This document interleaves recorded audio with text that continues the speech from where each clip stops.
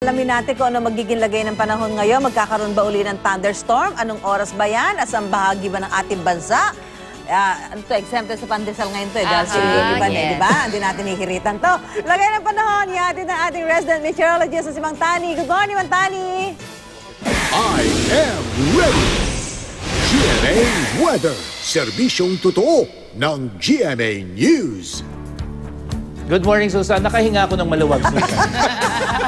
Bukas ikaw. Oh, hindi ba pala tapos? Good morning, mga kapuso. Magbao ka, Susan, ha? At kayo dyan, ang payong at maging I am ready po sa mataas na tsansa ng thunderstorm dito sa Metro Manila ngayong araw ng Huwebes. Basta sa datos ng The Weather Company, mataas na naman muli ang tsansa ng ulan simula yan alas 3 ng hapon hanggang sa gabi. Katulad po kahapon yan. Pero sa kabila niyan, kahit na may banta ng pag-ulan sa hapon, magiging maalinsangan pa rin ang panahon. Sa Maynila, 40 degrees Celsius, 39 degrees Celsius sa Navotas. At dyan sa may Muntinlupa, 40 degrees Celsius. Yan po yung init factor natin ngamayang hapon. At kahapon nga ay muling nabulaga ang ilan sa mga malakas na thunderstorm sa ilang panig ng Metro Manila. Matinding ulan ang naitala dyan sa Pag-asa Science Garden sa Quezon City sa loob lamang ng humigit kumulang isang oras, halos 40 millimeters. Isang oras siya, mga kapuso, napakalakas po niya. Sa port area, hindi masyado, 24 millimeters at sa NAIA, halos 1 milimetro lamang.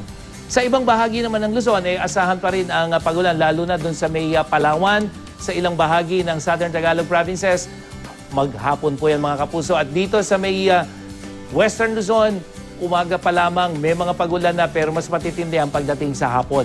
Sa Visayas, dahil sa epekto ng Intertropical Convergence Zone, halos buong Visayas, mga kapuso, asahan na ang pagulan at thunderstorm umaga po hanggang sa hapon. Gayon din dyan sa Mindanao, mayroong mga pagulan. Halos buong Mindanao, maulap at may tsansa ng pagulan mula dyan sa may Zamboanga Peninsula hanggang dyan sa may Davao Region. Mga kapuso, dalawang posibleng sirkulasyon ang maaaring magdala ng pagulan sa bansa. Ito po ay posibleng maging bagyo, hindi, pero ito ay babantayan natin. Yung isa, dito sa may West Philippine Sea, nasa labas ng Philippine Area of Responsibility.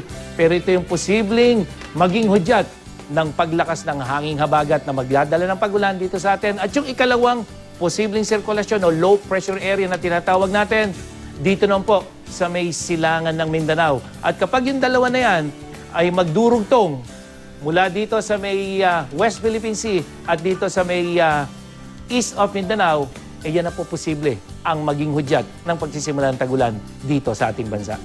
Yan ang latest mula sa GMA Weather. Ako po si Nathaniel Cruz. Magplano para sigurado. I am ready. Serbisyong totoo ng GMA News. Maraming salamat, Mang Tani.